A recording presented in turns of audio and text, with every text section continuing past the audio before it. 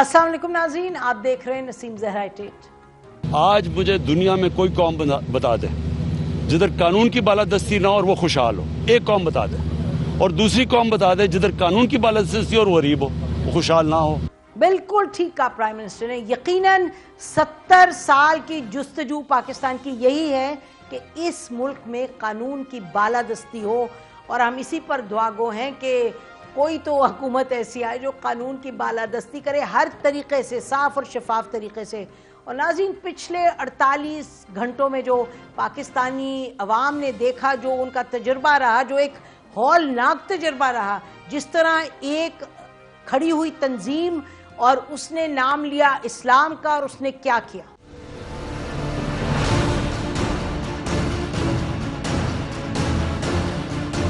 दो पुलिस वाले शहीद हुए हैं और 340 जख्मी हुए हैं। जिन पुलिस वालों को इन्होंने अगवा करके हमसे मुतालबे कर रहे थे, वो पुलिस वाले भी वापस अपने थानों में पहुंच गए हैं। आपने एम्बुलेंसेस रोकी हैं। Today we have decided that ban on TLP। और नाज़रीन, बहुत अच्छी बात है, ये कहना पड़ेगा कि हुकूमत पाकिस्तान ने सही फैसला किया। उन्होंने इस तंजीम को एंटी टेररिस्ट एक्ट 1997 के तहत इसको फ़िलहाल इस पर पाबंदी लगाई है, और साथ साथ जो पैगाम दिया है हुकूमत ने, उन्होंने ये कहा है कि कानून को आप अपने हाथ में नहीं ले सकते। उन्होंने ये भी कहा कि सोशल मीडिया के तहत आप ये ना समझें कि आप सब चीज़ों को उलट पुलट कर देंगे। उन्होंने कहा कि जो इस वक्त सोशल मीडिया पे लोग बैठे हैं इस तंजीम के और कोशिश में हैं कि एक तहलुका मचाएं, ये इसकी इजाज़त नहीं दी जाएगी। नाज़रीन, पाकिस्तान की जो पुलिस है उसके एक जो है ऑफिसर, एक सिपाही, वो शहीद हुआ है अपने in the line of duty, he was killed. और अल्लाह इन लोगों को माफ़ करे जो नाम लेके खुदा का और जो नाम लेके रसूलुल्लाह सल्लल्लाहु अलैहि वसल्लम का उन्होंने ये जो तमाशा किया है पिछले 2 दिनों में इस मुल्क पे और रमज़ान के महीने में। और ये हम कहते चलें कि यकीनन ये लोग जो निकले हैं बाहर, उनके दिल में सचमुच रसूलुल्लाह सल्लल्लाहु अलैहि वसल्लम के लिए मोहब्बत है, इसको कोई नहीं इनकार कर सकता। लेकिन कौन लोग हैं जो इनको इस तरफ लेके जाते हैं? कौन लोग हैं जो कि रसूलुल्लाह सल्लल्लाहु अलैहि वसल्लम के नाम पे ये कत्ल व गारत करते हैं और ये इस तरह का एक कोहराम मचाते हैं? आपको मालूम है कि जो रियासत है और कुरान में कानून की कितनी अहमियत है, कितनी, और आपने देखा इतने आलिम हैं, वो कहते हैं कि जब आप एक रियासत में रहते हैं, मुल्क में रहते हैं, आप उसके कानून के तहत चलते हैं। और ये भी कहना पड़ेगा कि रियासत ने खुद बड़ी गलतियां की हैं पिछली कई दहाइयों में, जिसके नतीजे में ये मसले मसाइल हुए हैं, जिसके नतीजे में ऐसे तंजीमें हैं जो सामने आई। और ये बड़ी दूर की बात नहीं है नाज़रीन, ये तो 3-4 साल की बात है कि जब ये वाली तंजीम खड़ी हुई। और ये भी हमें मालूम है कि उस वक्त इस तंजीम को बजाय कि जब हुकूमत वक्त ने रोकने की कोशिश की तो उसका एक उलट ही सिलसिला सामने निकला। उस वक्त जो पॉलिसी मेकर्स थे वो कहते थे जी हमने इसको ज़रा रोकने की कोशिश की, दबाने की कोशिश की, क्राइसिस मैनेजमेंट थी, इसलिए हम गए, हमने इस तंजीम को थोड़ा सा समझाया, सुलझाया, ये वो। लेकिन कहाँ बात बनती है? कानून का निफाज बड़ा लाजमी है, आप पर, हम पर, हर एक पर।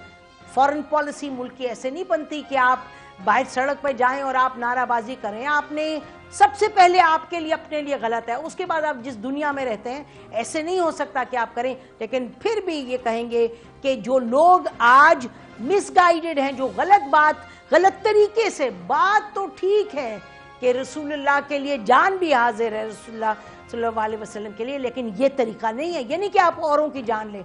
तो ये अच्छा फैसला है और इस पर खुदा करे कोई सियासत ना करे, और खुदा करे कि जो आज फैसला ये ले रहे हैं, कल को अगर अपोजिशन में हो या कल को कोई इदारों को कोई ज़रूरत पड़े तो ये ना हो कि सब उलट पुलट हो जाए, फिर वहीं जाके खड़े हो जहाँ से आज हमने चीज़ों को रोकने की कोशिश की है। और नाज़रीन, 2017 में जब इस तंजीम ने शुरू में धरना किया वहाँ फैज़ाबाद में, तो उस वक्त के प्राइम मिनिस्टर थे शाहिद खाकान अब्बासी साहब।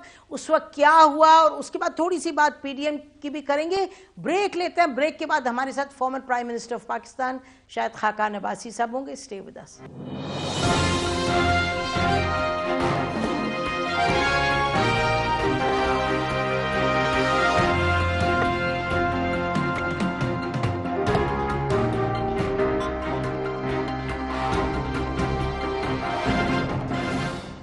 ویلکم بیک ناظرین. ہمارے ساتھ former prime minister of Pakistan Shahid Khaqan Abbasi صاحب senior leader P M L N کے موجود ہیں. اور جیسے ہم آپ سے کہہ رہے تھے بریک میں جانے سے پہلے کہ ٹی ایل پی جب نمودار ہوئی سین پہ تو پرائم منسٹر اس وقت تھے شاہد خاقان عباسی صاحب. ان کے بارے میں کہا جاتا رہا کہ یہ بہت کمپیٹنٹ تھے, انہوں نے انسٹیٹیوشنز کو بڑا صحیح طریقے سے استعمال کیا, میٹنگز انہوں نے بڑی باقاعدگی سے کرنی شروع کر دی, کیبنٹ کی and so on so forth. تو کچھ پی ٹی ایم پہ بھی بات کریں گے, لیکن ہم بہت خوش ہیں کہ ہمارے ساتھ آج شاہد خاقان عباسی صاحب ہیں. اس وقت اس دن جب کہ حکومت وقت نے یہ طے کیا کہ ٹی ایل پی کو اینٹی ٹیررسٹ ایکٹ کے تحت بین کیا جائے اور اس پر پابندی لگائی جائے, اور جب شاہد خاقان عباسی صاحب تھے تو اس وقت انہوں نے کوشش کی تھی کہ اس تنظیم کو کسی طریقے سے رین ان کرے, کنٹرول کریں. جی شاہد صاحب بہت بہت شکریہ آپ نے ہمیں جوائن کیا. تو how do you feel today کہ جب آپ نے اس وقت کوشش کی تھی اس تنظیم کو کچھ یعنی کہ آئین کے دائرے کار میں لانے کی, اس وقت کیا تھا, کچھ بتائیں گے ناظرین کو؟ جی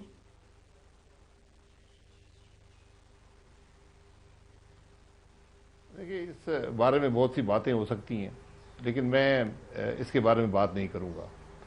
یہ کبھی اس ملک میں ٹروتھ کمیشن بنا تو اس کے سامنے سارے حقائق رکھ دوں گا. یہ بڑے تلخ حقائق ہیں اور یہی وجوہات ہیں کہ آج ہمارا ملک ہے جہاں پر ہے, اور یہی پی ڈی ایم آج کہہ رہی ہے کہ ملک کو آئین کے مطابق چلائیں. تو یہ باتیں, آج جو مسئلہ ہے اس کو مینیج کرنے کی ضرورت ہے.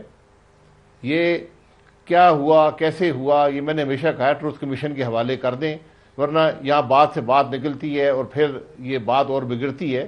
میں اس کو بگاڑنا نہیں چاہتا, حقائق اس کے بڑے تلخ ہیں.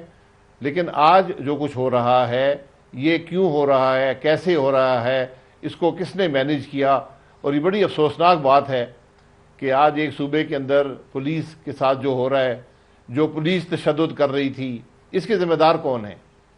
اس کے ذمہ دار نہ پولیس ہے نہ جو مظاہرین ہیں.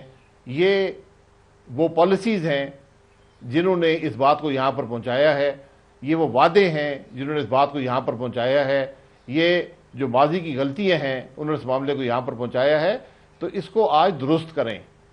جو بات ہمیشہ سن کر بات کو طے کیا جاتا ہے, اگر آپ نے کوئی وعدے کیے ہیں تو عوام کے سامنے رکھیں, کیونکہ جو ٹی ایل پی ہے وہ یہ کہہ رہی ہے کہ ہم سے وعدے کیے گئے تھے, اور وہ کسی اور کا نام نہیں لیتے, ملک کے وزیر اعظم کا نام لیتے ہیں کہ انہوں نے وعدے کیے تھے. اگر انہوں نے وعدے کیے تھے تو وہ وعدے عوام کے سامنے رکھیں. اگر نہیں کیے تھے تو ان سے بات کریں کہ کس طرح جو ان کی شکوے ہیں, جو کیونکہ بات بڑی گہری ہے, بات وہ کر رہے ہیں ناموس رسالت کی, اور اس پر سارا پاکستان متحد ہے. اس لیے بڑی ایک حب الوطنی کے ساتھ یہاں پر سیاست مت کھیلیں, یہاں پر لوگوں کی عزت کو مت تاتار کریں, یہاں پر اداروں کو مت تباہ کریں. جو پولیس کا ادارہ ہے پنجاب کے اندر, یہ اس کا 7واں آئی جی آج موجود ہے. جس ادارے کی لیڈرشپ نہ ہو, جس ادارے کو آپ اپنی لونڈی سمجھ کر استعمال کریں, آپ ڈسکا میں پریزائڈنگ افسروں کو اٹھائیں اس کے ذریعے, تو پھر یہی ہوگا جو آج پنجاب کی سڑکوں پر ہو رہا ہے. یہ بڑی خوفناک بات ہے, اس کو مینیج کرنے کی ضرورت ہے. لیکن آج نہ حکومت نظر آتی ہے نہ کوئی حکومت کے لوگ نظر آتے ہیں جو اس معاملے کو طے کر سکیں. اچھا شاہد صاحب, آپ نے بالکل صحیح فرمایا کہ سنسنی خیز ہم کچھ نہیں کرنا چاہتے, اور ہم کبھی نہیں چاہیں گے ہمارے پلیٹ فارم سے ایسی بات ہو جہاں سے بگاڑ ہو. لیکن ابھی آپ نے جسے خود فرمایا کہ دو چیزیں, ایک تو یہ جو کہا انہوں نے انٹیریئر منسٹر نے کہ ریزولوشن ہم ایسی لانا چاہتے ہیں جس سے کہ رسول اللہ صلی اللہ علیہ وسلم کی جو محبت ہے وہ دنیا میں پھیلے, اور یہی آپ کی جو ہمیں یاد پڑتا ہے کہ حکومت کی بھی یہی پالیسی تھی کہ ایک شدت پسندی کی طرف یا ایک وائلنس کی طرف کی بجائے ادھر لے کے جائیں جہاں کے جو کہ پیغام ہے ہمارے رسول اللہ صلی اللہ علیہ وسلم کا. تو اس حوالے سے تو میرا خیال ہے کہ آپ اتفاق کریں گے کہ طریقہ کار یہی ہونا چاہیے کہ بات ایسی پھیلائی جائے کہ دنیا کو سمجھ آئے کہ پاکستان میں ایک ایسا اسلام ہے جو کہ اصل میں صحیح معنوں میں اسلام ہے. دوسری جو چیز ہے شاہد صاحب، یہ آج جو اس پہ پابندی لگائی گئی ہے، یعنی کہ ابھی آپ نے فرمایا جس طرح سے پولیس کو مارا گیا ہے اور جو پورے ملک میں ایک طوفان مچایا، یعنی کہ تو اس پہ تو قانون کا نفاذ بڑا لازمی ہے. یہ آپ بھی صحیح بات ہے کہ یہ نہیں کہ ایک دن آپ کو پسند آئے تو آپ نفاذ نہ کریں، دوسرے دن آپ کو برے لگے تو کر دیں، ایک کنسسٹنسی ہونی چاہیے. بٹ ان پرنسپل آپ اگری کریں گے نا یہ کہ جو اسی طریقے سے آگے بڑھنا چاہیے کہ قانون کا نفاذ ہو، ہر ایک پر ہو. قانون کا نفاذ وہاں پر ہوتا ہے جہاں قانون ہو. جس صوبے کے اندر پولیس افسر رشوت دے کر عہدوں پر لگتے ہیں وہاں پر مار کانسٹیبل کو پڑتی ہے. یہ آپ کے سامنے یہ سب تماشا لگا ہوا ہے. آج 3 دن ہو گئے ہیں، وزیر اعلیٰ غائب ہے، اس کے وزراء غائب ہیں. وہ وزیر جو دن میں 4 پریس کانفرنسیں ٹولوں کی صورت میں کرتے تھے، آج کسی کی شکل نظر نہیں آتی. آج یہ ملک کی حالت ہے. جو لوگ آج مشتعل ہیں ان کی بات سننے والا کوئی ہے؟ ان سے آپ نے کیا وعدے دیے بتانے والا کوئی ہے؟ اب تو ٹھیک، آج آپ نے تو پورے کچھ ملک کے کنٹرول تو عوام ہو گئی یہ کو آپ سچویشن. نے ایک اکیلا چھوڑ دیا. جی اب تو کنٹرول ہو گئی یہ سچویشن عباس صاحب. جہاں سے بھی آپ دیکھیں اطلاعات یہی آ رہی ہیں کہ کوئی 90-95% سچویشن انڈر کنٹرول ہے. آپ کا نہیں خیال کہ یہی راستہ آگے بڑھنے کا؟ اس اسپیسیفک ایشو پر بات کریں. انڈر کنٹرول ہے تو کیا یہ ہوا کیا تھا پھر کہ آج انڈر کنٹرول ہوگی؟ آپ نے کون سا عمل کیا ہے کہ معاملہ انڈر کنٹرول ہو گیا؟ میں آپ سے یہی کہہ رہا ہوں کہ بدقسمتی سے ہمارے ملک کے حقائق وہ ہوتے ہیں جو نظر آتے ہیں، وہ حقائق نہیں ہوتے. جو حقائق ہوتے ہیں وہ نظر نہیں آتے. یہ حقیقت بھی آپ کو سب پتہ چل جائے گی کہ یہاں پر کیا تماشا لگا ہوا ہے.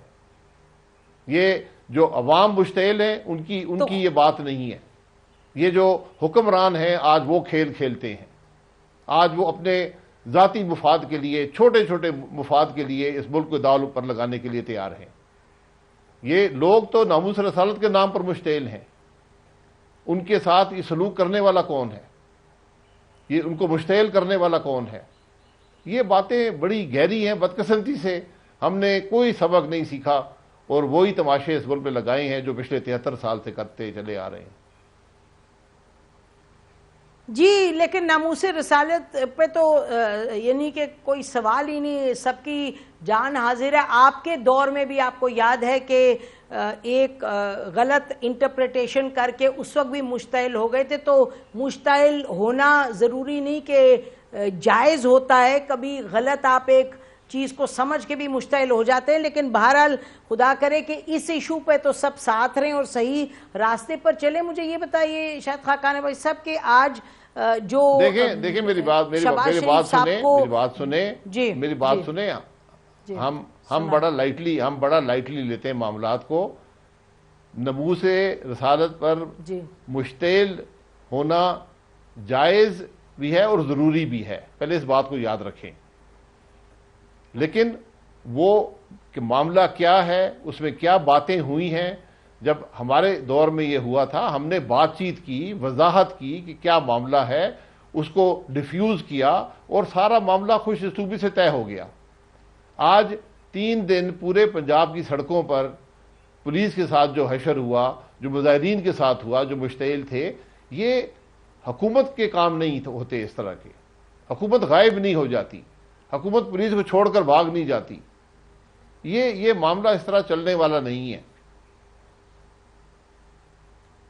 اچھا شاہد صاحب آپ فرما رہے ہیں کہ آپ کے زمانے میں، آپ کے وقت میں پھر آپ نے اس کو سلجھایا اور لوگ مشتعل نہیں ہوئے، سب ڈسپرس ہو گئے. تو اس وقت آپ کو یاد ہے اداروں کا ایک رول تھا، پھر وہ گئے ایک صاحب ایک ادارے سے، اس پہ بھی بڑی تنقید ہوئی. لیکن آپ فرما رہے ہیں کہ وہ طریقہ کار ٹھیک تھا اور اس وقت سچویشن کو ڈیفیوز کیا گیا. Am I understanding you correctly? ہم نے اس کو مینیج کیا. جو اس معاملے کے حقائق تھے میں بدقسمتی سے بتانے کے قابل نہیں ہوں. کسی دن جب اس ملک میں ٹروتھ کمیشن بنا، کیونکہ اس پاکستان کے عوام کو حقائق کا پتہ ہونا چاہیے، وہاں پر یہ سب باتیں بیان کر دیں گے۔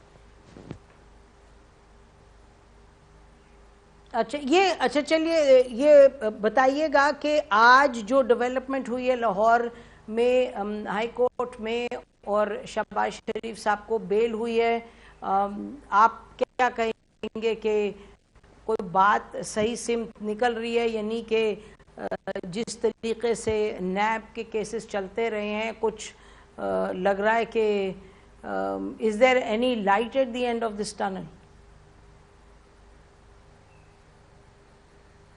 دیکھیں، یہ ہمارے ملک کی بدقسمتی ہے کہ جب ہائی کورٹ کوئی فیصلہ کرتا ہے اس کو ہم ڈیولپمنٹ کہتے ہیں۔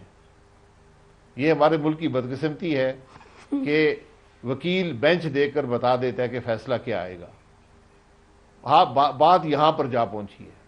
شہباز شریف سے معاملہ تو ثانوی حیثیت رکھتا ہے۔ شہباز شریف نے قصور کیا تھا؟ دوسری دفعہ آپ نے اس کو جیل ڈالا، کیس آپ سے 3 سال میں بنا کوئی نہیں ہے۔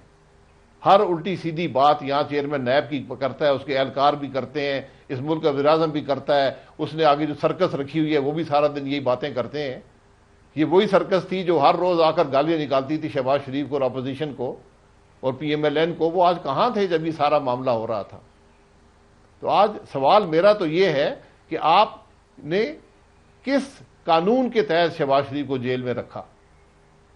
لیڈر آف اپوزیشن، اس ملک کے لیڈر آف اپوزیشن بھی جیل میں، پنجاب اسمبلی کا لیڈر آف اپوزیشن بھی جیل میں، کیس آپ سے بنا نہیں ہے 3 سال کے اندر، تو کتنے سال جیل رہنا پڑے گا جب آپ کیس بنائیں گے؟ انصاف کے کچھ تقاضے ہوتے ہیں، انصاف کرنے کا ایک معیار ہوتا ہے۔ آج اس ملک میں نہ عدل ہے نہ انصاف ہے، پھر وہی ہوگا جو سڑکوں پہ چیمہ صاحب بھی تو ریلیز کیے ہیں انہوں نے 3 سال انصاف نہیں دے پائیں گے۔ جی، چیمہ صاحب کے ساتھ جو ہوا ہے، اس قوم کو معافی مانگنی چاہیے، شرمندہ ہونا چاہیے کہ ہم نے ایک شخص جس نے اس ملک کے لیے سینکڑوں ارب کا کام کیا، وقت پہ کام کیا، بجلی کے مسئلے کو حل کیا، ہم نے اس کی زندگی کے 3 سال لے لیے۔ یہ چیئرمین نیب جواب دے گا۔ میں اس کو پہلے بھی کہہ چکا ہوں، آج بھی کہتا ہوں، چیئرمین نیب صاحب آپ جواب دہ ہوں گے ان معاملات کے، آپ اس بات کو بھولیں نہیں۔ اس دنیا میں ہاتھ پڑا آپ کی گریبان پہ ہاتھ ڈالیں گے، نہیں پڑا تو بڑی ایک عدالت لگے گی وہاں آپ کو ہاتھ ڈالیں گے، یہ میرا آپ سے وعدہ ہے۔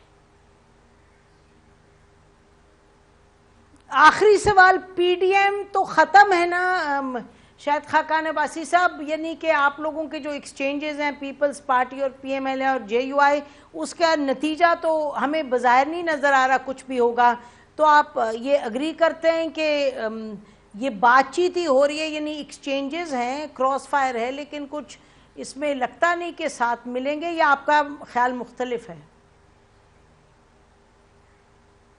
کوئی کراس فائر کی ضرورت نہیں ہے۔ پی ڈی ایم ایک تحریک ہے، پی ڈی ایم ایک بیانیہ ہے، پی ڈی ایم ایک مقصد ہے۔ جو اس مقصد سے اگری کرتا ہے اس سفر میں شامل ہو جائے، جو نہیں کرتا وہ اپنا راستہ علیحدہ تعین کر لے۔ جن کو کرسیاں چاہیے ان کا راستہ اور ہے، جو ملک کے نظام کی تبدیلی چاہتے ہیں، ملک میں آئین کی بالادستی چاہتے ہیں، ان کا راستہ اور ہے۔ ہم چاہتے ہیں سب اس راستے میں شامل ہوں۔ ہم تھے، کچھ لوگوں نے کرسی پسند کی، چھوٹی کرسی پسند کی، کل کوئی بڑی کرسی ملی ادھر چلے جائیں گے۔ تو آج بات ہے ملک کے مسائل کو حل کرنے کی، اور وہی پی ڈی ایم کا راستہ ہے۔ یہ کسی ایک جماعت کی بات نہیں ہے، یہ ایک سوچ ہے، ایک بیانیہ ہے، اور انشاءاللہ یہی وہ بیانی۔ جی، یعنی کہ بلاول صاحب نے تو برانڈ پر اپنا کہہ دیا کہ جی I am the brand holder, نام تو میں نے رکھا تھا پی ڈی ایم، تو یہ کیا بات کر رہے ہیں کہ ہم پی ڈی ایم میں ہیں یا نہیں؟ ٹھیک ہے جی، وہ برانڈنگ کرتے رہیں، ان کو کرسی چاہیے تھی، مل گئی ہے، وہ برانڈنگ اپنی کرتے رہیں، ہم تو اس تحریک کو لے کر چل رہے ہیں۔ ٹھیک ہے جی، بہت بہت شکریہ شاہد خاقان عباسی صاحب، آپ نے ہم کی۔ ناظرین، ہم بریک لیتے ہیں، بریک کے بعد آئیں گے اور بات کریں گے اس پر جس کے حوالے سے آپ کو کافی پریشانی کا سامنا ہے، وہ یہ ہے اس ملک میں کمر توڑ مہنگائی جو ہے، کیا کوئی طریقہ کار ہے کہ اس پر اس میں کمی لائی جا سکے گی. ڈاکٹر حفیظ پاشا ہمارے ساتھ ہوں گے after the break. Stay with اس.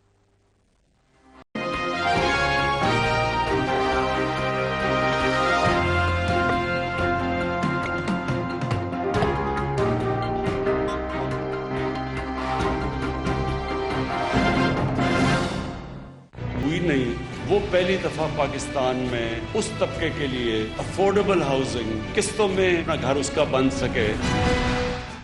تو ناظرین، پرائم منسٹر عمران خان پہلے دن سے بات کر رہے ہیں. وہ کہہ رہے ہیں کہ جی مہنگائی ہے اس کو کم کرنا ہے. آج انہوں نے یہ کہا، 2-3 جگہ گئے انہوں نے یہ کہا کہ جو میں سستا بازار اسٹیبلش کروایا ہے رمضان میں اس کو اوورسی خود کر رہا ہوں. انہوں نے یہ کہا، چینی کی چوری کے حوالے سے بات کی، چینی کی مہنگائی کے حوالے سے بات کی. آج انہوں نے نیا پاکستان ہاؤسنگ اسکیم کے تحت 2 جگہ میں نئی اسکیمز ہیں ان کو انوگریٹ کیا.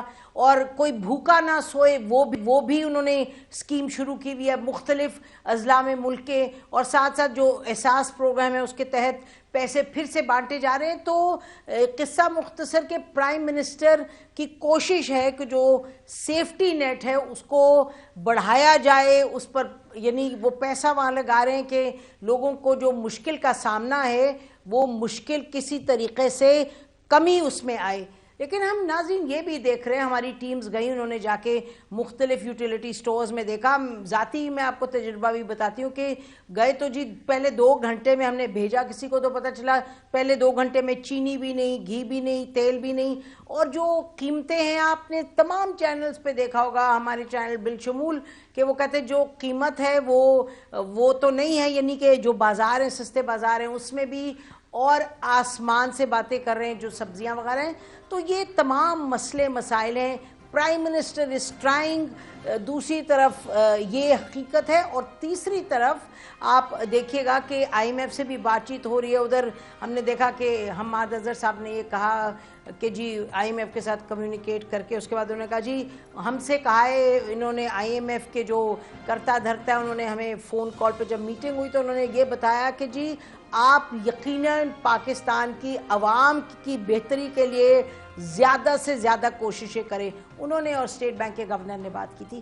تو یہ تمام چیزیں ہیں ناظرین. 2 مختلف آپ کے سامنے رخ ہیں ایک ہی تصویر کے. تصویر کا نام ہے پاکستان، اور رخ ایک طرف ہے کمر توڑ مہنگائی، اور دوسری طرف یعنی کہ عام لوگ اور پرائم منسٹر کی کوشش. تو اب اس پہ آگے کیسے بڑھیں گے؟ نئی ٹیم بھی ہے، اور سنا ہے شوکت ترین صاحب بھی آ رہے ہیں. تو ہمارے ساتھ پاکستان کے فارمر فائنانس منسٹر، بین الاقوامی شہرت کے جو اکانومسٹ ہیں وہ ہیں، گورننس پہ بھی کام کیے، اکانومی پہ بھی کام کیے، ڈاکٹر حفیظ پاشا صاحب. ان سے پوچھتے ہیں کہ اور ابھی رمضان بھی ہے ناظرین. رمضان میں آپ دیکھیے ہر جگہ بازار میں خواتین واویلا کیے ہوئے ہیں کہ مہنگائی دیکھیں کیا ہے. پرائم منسٹر کی کوشش اپنی جگہ. حفیظ پاشا صاحب تھینک یو سو مچ، آپ نے ہمیں جوائن کیا. تو ڈاکٹر صاحب یہ ذرا بتائیے گا کہ اب آپ سمجھیے گا کہ پاکستان کی عوام آپ کو سن رہی ہیں، وہ سننا چاہتی ہیں آپ سے کہ یہ تمام کوششیں جو ہیں اس سے کوئی ان کو حاصل ہونے والا ہے؟ بسم اللہ الرحمن الرحیم. اللہ کے فضل سے جب پہلا اٹیک آیا تھا کووڈ-19 کا، تو ہماری حکومت نے بہترین کام کیا. انہوں نے احساس پروگرام کو بہت تیزی سے پھیلایا، اور کچھ مہینوں میں تقریباً 1,50,00,000 گھرانوں کو پیسہ پہنچایا، جو کہ ایک تاریخ کا سب سے بڑا پھیلاؤ تھا. دوسری طرف اسٹیٹ بینک نے بے تحاشا فائنینسنگ اور ری فائنینسنگ وغیرہ کے پیکیجز لائے، اور تقریباً ابھی تک انہوں نے 2.3 کھرب روپے کے پیکیجز پہ پیسہ لگایا ہے. تو ہماری حکومت نے پہلے فائنینسنگ پیکیج میں بڑا اچھا کام کیا، پہلا کووڈ پیکیج جب وقت آیا تھا.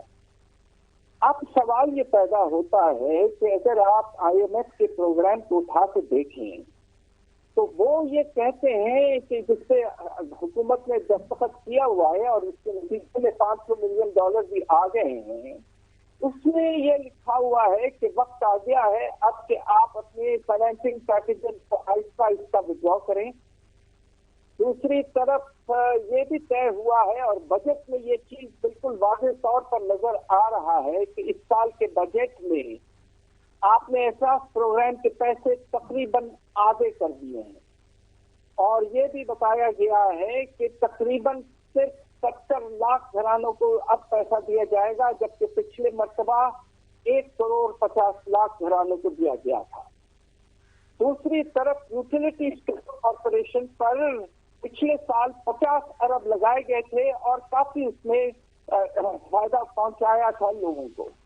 इस साल बजट में सिर्फ 3 अरब रखे हुए और अब उन्होंने कहा कि इसको शायद बढ़ाकर 7 और अरब करें, मगर उसका जो बजट है वो बहुत कम कर दिया गया है।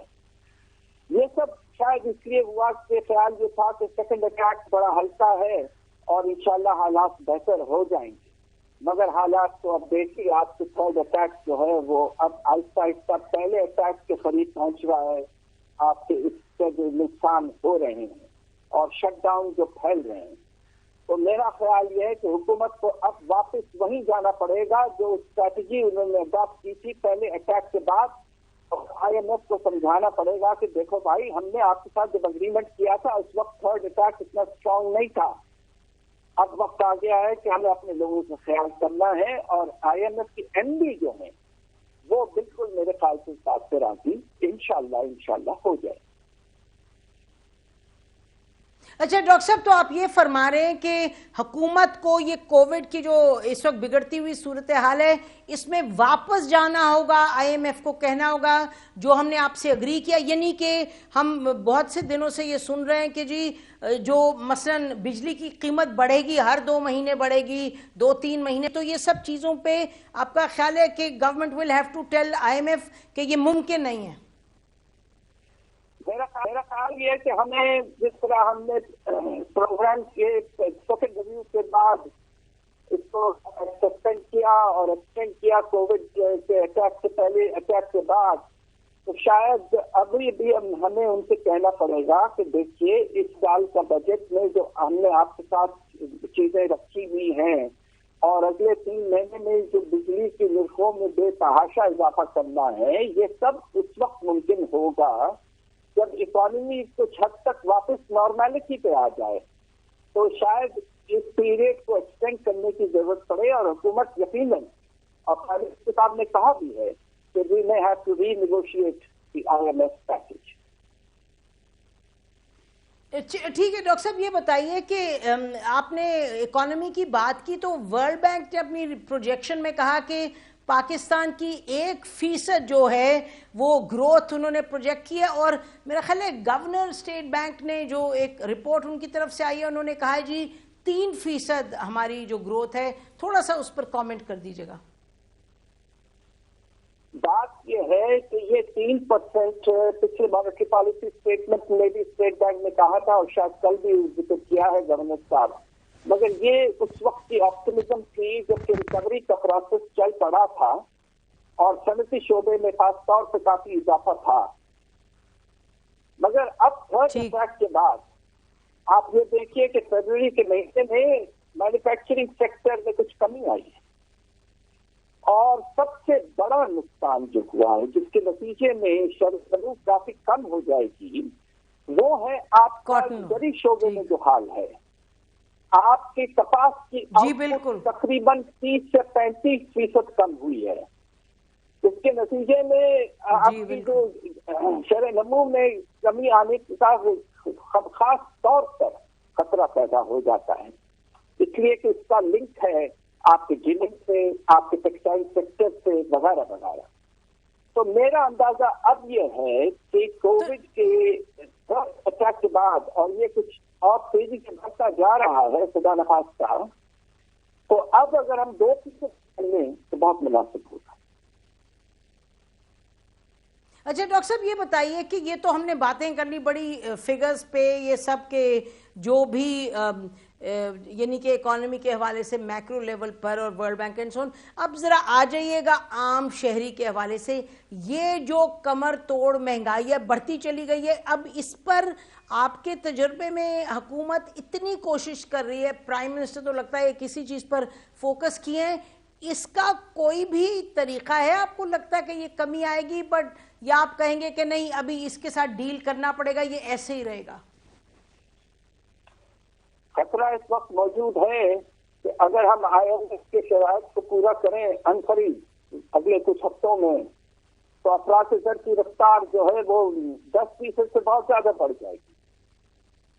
اور دوسری طرف آپ یہ دیکھیے کہ جو فائنینسنگ وغیرہ کی گئی کووڈ کے بعد, اس کے نتیجے میں ہمارا جو پیسے کا جو استعمال ہے وہ بہت تیزی سے بڑھا ہے اور تقریباً 17.5% اضافہ ہے آپ کے جیسے کہتے ہیں منی سپلائی میں, یعنی کہ پیسوں کے استعمال میں تیزی سے رفتار آئی ہے. اور جب ایسا ہوتا ہے تو قیمتوں میں بھی اضافہ ہوتا ہے, خاص طور پہ جب سپلائی کے شارٹیج موجود رہیں.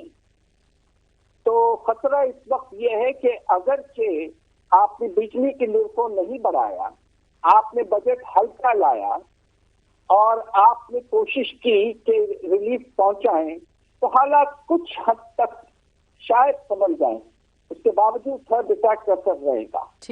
مگر اگر آپ IMF آپ پر پریشر ڈالتا ہے اور کہتا ہے کہ نہیں آپ کو بجلی کی نرخیں بڑھانی ہے, اگلے 3 مہینے میں آپ کو بجٹ میں 700 ارب کے ٹیکسز ڈالنے ہیں, آپ کو نفرا کو انڈیپینڈنٹ کرنا ہے, اسٹیٹ بینک کو انڈیپینڈنٹ کرنا ہے, وغیرہ وغیرہ وغیرہ, سخت شرائط, تو پھر ریلیف سے چھوڑیے اگلے سال حد سے زیادہ پریشانی کا خطرہ ہمارے عوام کے لیے ہو سکتا ہے. جی اچھا یہ بتائیے کہ آپ تو پاکستان میں آپ you were the finance minister, اس کے علاوہ آپ نے عہدے یہاں سنبھالے, تو اگر تھوڑا سا ایڈمنسٹریٹو مشین کی طرف چلے جائیں اور یہ آپ بتائیے کہ مہنگائی کو جو کنٹرول کرنے کا پرائم منسٹر کا ایک اپنا ارادہ ہے, پلان ہے, اور وہ بار بار کہہ رہے ہیں کہ جو ڈی سیز ہیں وہ آئیں, کم انٹو ایکشن, یہ جو ہورڈنگ ہے اس کو ختم کریں. آپ کے تجربے میں کیا ان چیزوں سے کوئی فرق پڑے گا؟ کیونکہ پچھلے 2 دنوں میں تو جس چینل پہ جائیں تو لوگ رونا رو رہے ہیں, عوام رونا رو رہی ہے. سوال یہ پیدا ہوتا ہے کہ آپ کو پہلے ہی انتظامات کرنے چاہیے تھے. جو آپ کے بہت ہی ضروری چیزیں ہیں جس طرح چینی ہے, گھی ہے, آٹا ہے وغیرہ, ان سب کی سپلائی کا انتظام اچھی طرح سے کر دینا چاہیے تھا. اب آپ یہ دیکھیے کہ ہمیں کہہ رہے ہیں کہ ہم نے یوٹیلیٹی اسٹور کارپوریشن میں قیمتیں کم کی ہیں, پیپر پہ تو شاید ہیں مگر وہ مل نہیں رہی ہیں چیزیں, لوگ کھڑے ہیں. آپ نے جس طرح کہا 2 گھنٹے کے لیے چیزیں نہیں مل رہی ہیں. تو سپلائی کے انتظامات ٹھیک طریقے سے نہیں ہوئے ہیں ہمیں یہ لگتا ہے.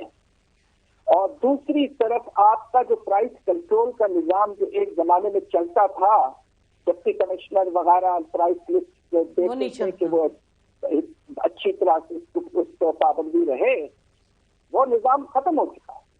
گورننس فیلئر کمپلیٹ ہو چکا ہے اس میں. تو اب خطرہ یہ ہے کہ رمضان کے مہینے میں خدا نہ خواستہ قیمتوں میں کافی اضافہ ہو سکتا ہے, اور حکومت کو اب یہ ہے کہ سپلائی سائڈ پر ٹوٹل فوکس کریں اور سپلائی یہ انشور کریں کہ آپ ریٹیل لیول پر پہنچائیں, یوٹیلیٹی اسٹورز میں پہنچائیں اور اس طرح پرائس کو کنٹرول کریں. باقی کوئی اور طریقہ آپ کے پاس اس وقت نہیں ہے.